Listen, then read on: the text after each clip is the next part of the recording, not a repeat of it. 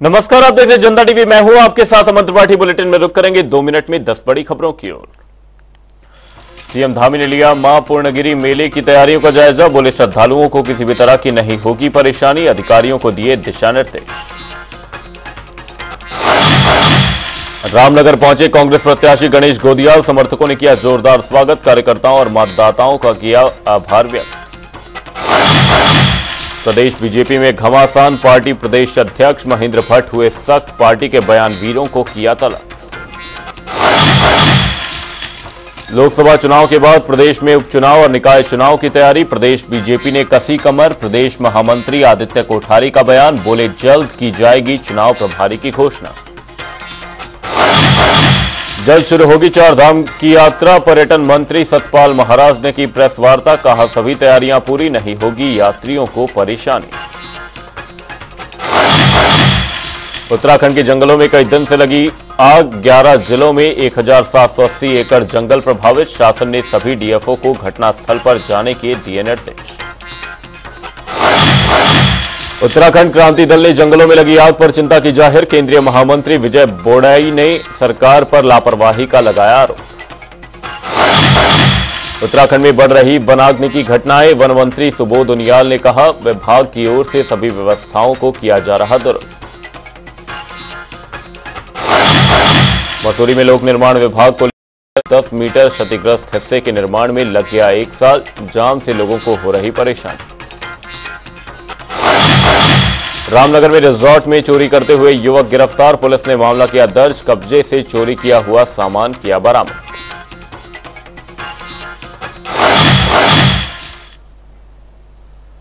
Bulletin में रुक करेंगे खबरों की ओर। पुष्कर सिंह धामी बनबसा पहुंचे, जहां वे पूर्णगिरी मेले की समीक्षा बैठक करने पहुंचे थे। वहीं इस दौरान सीएम धामी ने बुजुर्ग महिला का आशीर्वाद लिया। बुजुर्ग महिला ने सीएम धामी को क्षेत्रीय भाषा में उत्तराखंड का जिसमें भला हो वह काम करने की बात कही।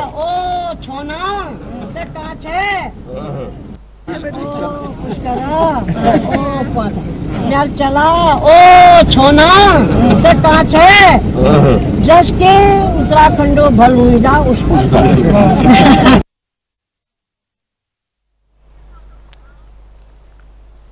मुख्यमंत्री पुष्कर सिंह धामी ने एनएचपीसी बनबसा में मां पूर्णागिरी मेले की तैयारियों के संबंध में समीक्षा बैठक ली।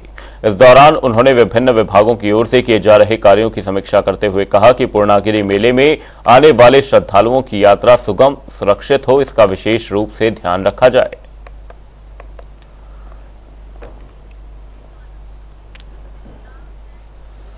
मुख्यमंत्री पुष्कर सिंह धामी मुरादाबाद पहुंचे, जहां उन्होंने पूर्व सांसद और मुरादाबाद से बीजेपी के लोकसभा प्रत्याशी स्वर्गीय कुंवर सर्वेश सिंह जी के पैतृक आवास पहुंचकर उन्हें श्रद्धांजलि अर्पित की। इस दौरान उन्होंने परिजनों को ढांढस बंधाया।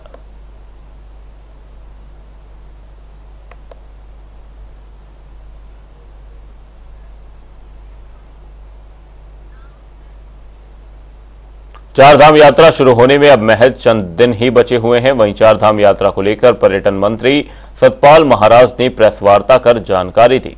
उन्होंने कहा कि यात्रा शुरू होने से पहले यात्रा मार्गों पर स्थित GMVN के गेस्ट हाउस की बुकिंग में लगातार इजाफा हो रहा है। उन्होंने बताया कि इस बार यात्रियों की सुविधा के लिए टोकन और स्टॉल की व्यवस्था की गई है।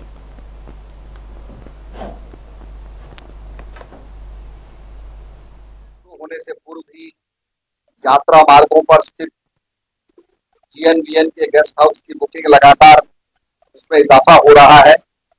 उसे देखकर संभावना है कि इस बार भी चारधाम यात्रा पिछले वर्ष से 56,31,000 श्रद्धालुओं के रिकॉर्ड को तोड़ेगी। इसके साथ साथ चारधाम यात्रा के दौरान सफाई व्यवस्था का विशेष ध्यान रखा जाएगा। यात्रा मार्गों पर वर्तमान में सुलभ इंटरनेशनल संस्था के माध्यम से 1,584 सीटों वाले तथा 147 स्थायी शौचालय की व्यवस्था की गई है। इसके अतिरिक्त चारधाम यात्रा मार्गों, गंगोत्री तथा यमुनोत्री मार्गों पर 82 सीट जनपद रुद्रप्रयाग के अंतर्गत विभिन्न स्थलों पर निर्मित कुल 251 सीट, जनपद चमोली के यात्रा मार्ग पर 60 सीट एवं हेमकुंड साहब यात्रा मार्ग पर 80 सीट स्टील फ्रेम शौचालयों का संचालन किया जा रहा है। चार धाम यात्रा मार्ग पर स्थित जनपद रुद्रप्रयाग के 7 और जनपद चमोली के 8 पर्यटक आवास गृहों की मरम्मत एवं उच्चीकरण का कार्य अंतिम चरण में है। जो प्रदेश में लोकसभा चुनाव से पहले बीजेपी ने अंधाधुंध तरीके से कांग्रेस और अन्य दलों के नेताओं को अपनी पार्टी ज्वाइन कराई थी। इसमें कई जगह से ऐसे नेता भी थे जो पिछले चुनाव में ही बीजेपी के खिलाफ लड़े थे। अब उनके पार्टी में आ जाने से बीजेपी के पुराने नेताओं में रोष पैदा हो गया है। वहीं बीजेपी के नेताओं के बयानबाजी को लेकर प्रदेश मीडिया प्रभारी मनवीर सिंह चौहान का बयान सामने आया है। उन्होंने कहा कि भारतीय जनता पार्टी एक अनुशासित पार्टी है और जिस प्रकार से ये घटनाक्रम सामने आए हैं, इसको लेकर प्रदेश अध्यक्ष महेंद्र भट्ट ने इसका पूरा संज्ञान लिया है और उन्हें प्रदेश कार्यालय तलब किया है। एक बड़ा घटनाक्रम पिछले दिनों हुआ जिसमें विधायक तक इन्वॉल्व हुए हैं, किस तरह का एक्शन संगठन की तरफ से हो रहा है? देखिए, भारतीय जनता पार्टी एक बहुत ही अनुशासित पार्टी के रूप में जानी जाती है और भारतीय जनता पार्टी अपने सभी वरिष्ठ पदाधिकारियों से, अपने चाहे छोटा कार्यकर्ता हो चाहे बड़ा कार्यकर्ता हो, सभी से अनुशासन में रहने की अपेक्षा करती है। जिस प्रकार का जो घटनाक्रम सामने आया है उसको लेकर के प्रदेश नेतृत्व के द्वारा आदरणीय प्रदेश अध्यक्ष महेंद्र भट्ट जी ने इसका संज्ञान लिया है और जिस प्रकार से मामला जो गंभीर मामला है उसको लेकर के जो जिन्होंने इस प्रकार की जो वक्तव्य दिए है उनको कल आदरणीय प्रदेश अध्यक्ष जी के द्वारा तलब किया गया है। तो सर, इसमें किस तरह की कांग्रेस प्रत्याशी गणेश गोदियाल रामनगर पहुंचे, जहां उनका जोरदार स्वागत किया गया। वहीं इस दौरान गणेश गोदियाल ने कार्यकर्ताओं और मतदाताओं का आभार व्यक्त किया। इसके साथ ही रामनगर के एक नेता के खिलाफ FIR कराने को लेकर भी अपनी बात रखी। उन्होंने क्या कुछ कहा वो सुनिए। उनके खिलाफ शिकायत दर्ज की थी। उनका मकसद मेरे चुनाव को प्रभावित करना था। सबसे पहली बात कि उस भवन से या उस संपत्ति से मेरे परिवार का या मेरे दूर या नज़दीक के किसी रिश्तेदार का कोई लेना देना, कोई संबंध नहीं है। नंबर एक बात, संपत्ति किसी मेरे जानकार की है जो भीरों खाल के रहने वाले हैं, बिस्ट उनकी है और उनके साथ कभी कभी मेरा वहाँ आना जाना होता है। इसमें सच्चाई है, इसमें कोई ऐसी बात नहीं है। लेकिन उनका जो कथन था वो पूरी तरह से असत्य है। उनका ये कथन कि वहाँ गैर कानूनी लकड़ी है, ये पूरी तरह से शायद असत्य है और मैंने उन्हें चुनौती दी कि वो इसको साबित करें। मैंने FIR दर्ज की। उन्हें परसों शायद बुलाया गया था, उन्होंने मेडिकल लगाया कि मैं बीमार हूँ इसलिए मैं आने में असमर्थ हूँ। मुझे पुलिस विभाग द्वारा ये बताया गया कि शिकायत जिसके खिलाफ आपने शिकायत की है उन्होंने ये अवगत कराया है कि उनकी तबीयत ठीक नहीं है और वो फिलहाल नहीं आ सकते हैं। आज मैंने ये किसी ने मुझे बताया कि उन्होंने अपने उससे वो जो उनका पेज होगा उससे वो डिलीट कर दिया है। अपराध किया, मेरे चुनाव को प्रभावित करने की कोशिश की, गलत बयानी की, झूठ को परोसा गया और झूठ परोसना इनकी फितरत में है। उत्तराखंड के जंगल आग से झुलस रहे हैं। जंगलों में लगी आग आबादी क्षेत्र के पास पहुंच गई है। ऐसे में विपक्ष का कहना है कि वनाग्नि घटनाओं पर अंकुश लगाने के लिए धामी सरकार देर से जागी है। कांग्रेस पार्टी के प्रदेश प्रवक्ता शीशपाल बिष्ट का कहना है कि वनों में आग लगने को 1 महीने से ज्यादा का समय बीत चुका है, लेकिन अब तक प्रदेश के मुख्यमंत्री और वन मंत्री कहां थे।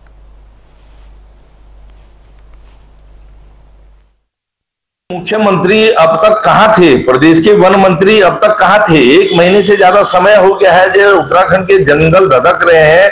अरबों खरबों रुपए की संपत्ति जल करके स्वाह हो गई है। 1 महीने बाद मुख्यमंत्री जी की कुंभकर्णी निंदा टूट रही है। अब उन्हें लग रहा है कि उत्तराखंड के जंगल धधक रहे हैं। यहाँ तो हर साल जो है वनाग्नि की घटनाएं होती है। फिर आपकी क्या तैयारी है, क्या डिजास्टर मैनेजमेंट है?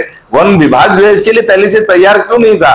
आखिर जो है आपको पूरे देश में चुनाव की तो चिंता है, लेकिन जिस प्रदेश की जनता ने आपको उम्मीदों से चुना है वहां के जंगलों को बचाने के लिए, वहां की संपत्ति को बचाने के लिए, वहां के लोगों के लिए आपके पास समय नहीं है, उसकी चिंता नहीं कर रहे हैं। अब पाछे पछताए क्या होता है? जब चिड़िया चुग गई खेत, अब सांप निकल गया और आप लकीर पीटने का काम कर रहे हैं।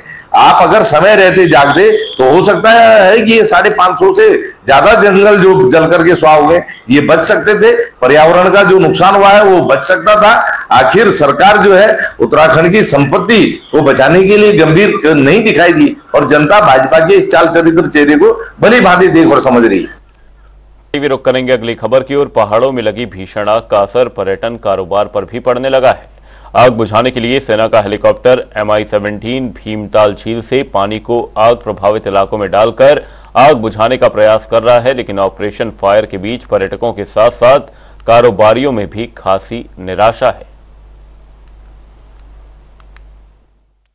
कुछ दिनों से जो फॉरेस्ट फायर हो रहा है यहाँ पे को नैनीताल जनपद में, तो उसके कारण जैसे आज शनिवार और रविवार, कल जो दिन चली गया शुक्रवार, यहाँ बोटिंग और हमारा जो पर्यटन कारोबार पूरी तरह चौपट हो गया है। बोटें कल शाम भी कुछ निकली थी और उसके बाद शाम के टाइम में काम हुआ, उसके बाद से बोटें चलना बंद हो गई है और आज पूरा दिन शनिवार के दिन बोटें सुबह से लेकर अभी तक बंद हैं।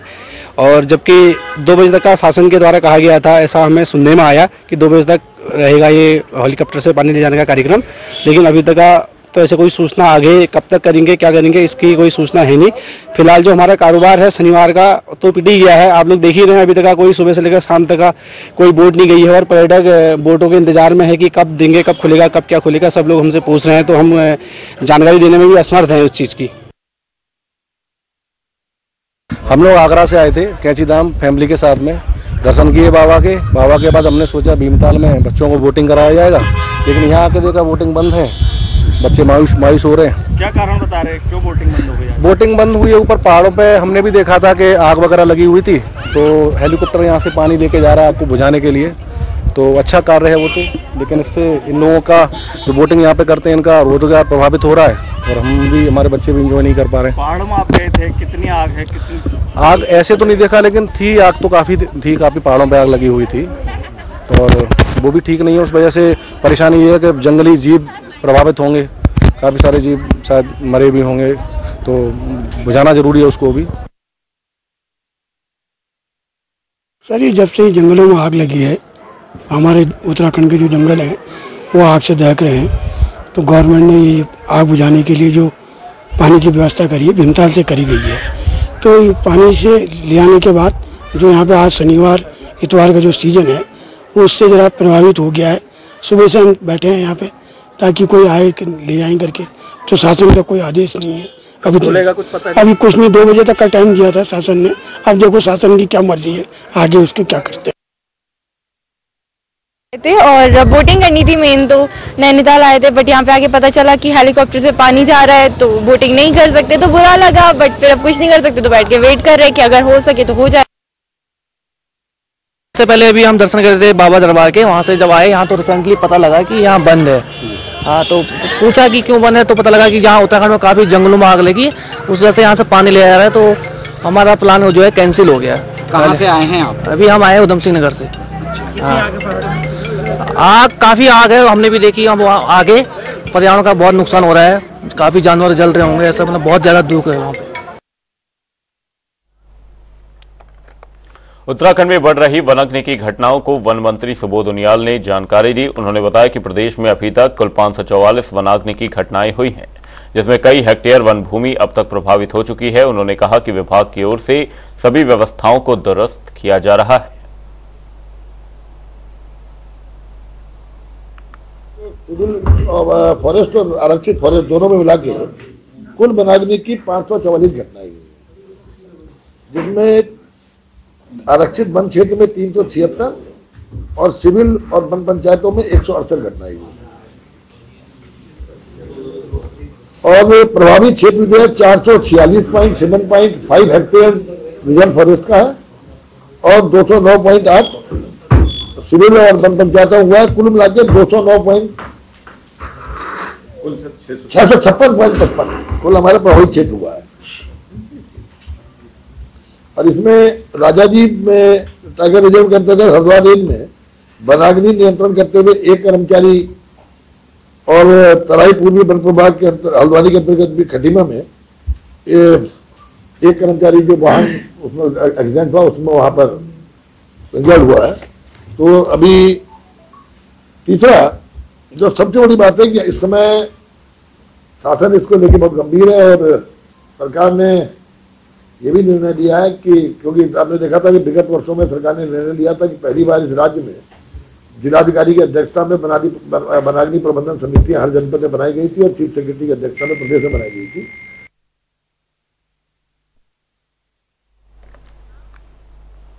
वहीं उत्तराखंड क्रांति दल की ओर से भी जंगलों में लगी आग पर चिंता जाहिर की गई है। केंद्रीय महामंत्री विजय बौड़ाई ने कहा कि सैकड़ों हेक्टेयर वन भूमि आग की चपेट में है।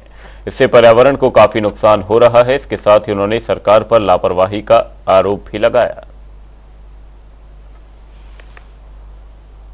है कि उत्तराखंड के जो जंगल हैं वो जल रहे हैं और उसमें इतनी हानि हो गई है, सैकड़ों हजार की तो वन संपदा जल गई है, खाक हो गई है और अभी और पता नहीं कितनी हो सकती है।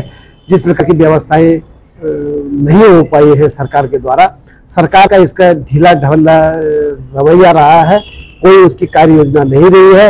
इनके कारणों से ये जो जंगल है आज जल रहे हैं, प्रकृति का इतना नुकसान हो रहा है, प्राणवायु मिलनी मुश्किल है। यदि ऐसी इसी प्रकार से वन चलते रहे तो सरकार की इसकी विफलता है।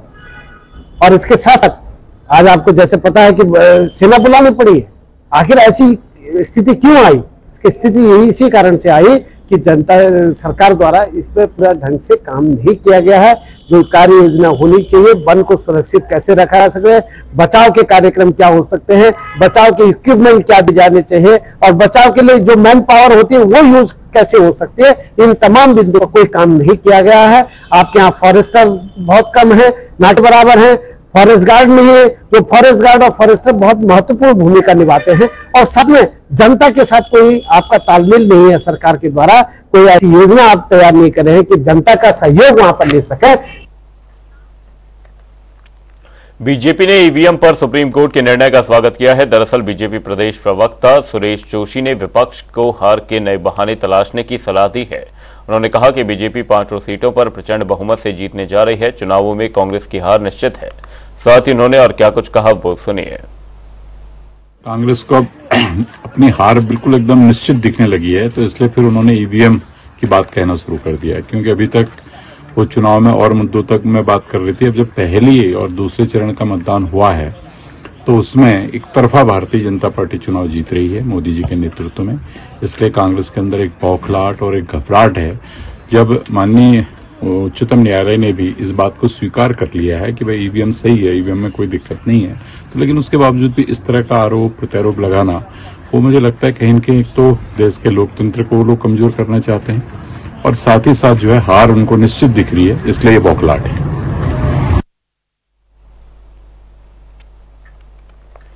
प्रदेश में लोकसभा चुनाव संपन्न होने के बाद अब उपचुनाव और निकाय चुनावों की तैयारियां तेज हो गई हैं। बीजेपी ने इसके लिए अभी से तैयारियां शुरू कर दी हैं। बता दें कि प्रदेश में बद्रीनाथ और मंगलौर विधानसभा में उपचुनाव होना है। वहीं इस पर जानकारी देते हुए बीजेपी प्रदेश महामंत्री आदित्य कोठारी ने बताया कि उपचुनाव के लिए 1-2 दिन के भीतर ही चुनाव प्रभारी और चुनाव संयोजक की घोषणा कर दी जाएगी।